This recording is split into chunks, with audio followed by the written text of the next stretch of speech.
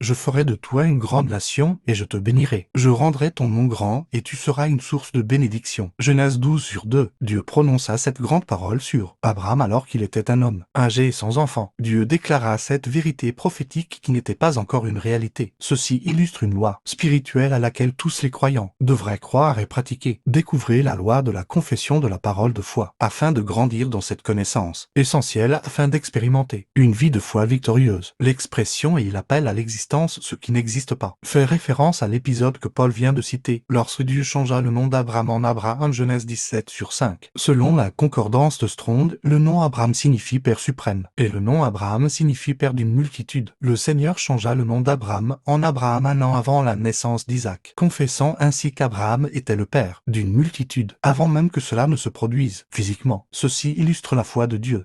Dieu affirme que les choses sont ainsi, avant même qu'il y ait une preuve tangible de leur existence. Il en fut de même lors de la création Genèse 1. Dieu créa toutes choses par sa parole, et aussitôt cela fut. Il créa la lumière par sa parole. Puis, 4 jours plus tard, il créa la source de cette lumière, Genèse 1/3, 14-19. Dieu nous a donné le pouvoir de créer par des paroles empreintes de foi. Proverbe 18-20-21. Voir la note 4 à Marc 11,14 et la note 4 à Marc 11-23. Si nous voulons agir avec la foi de Dieu, nous devons apprendre à appeler par l'existence ce qui n'est pas encore.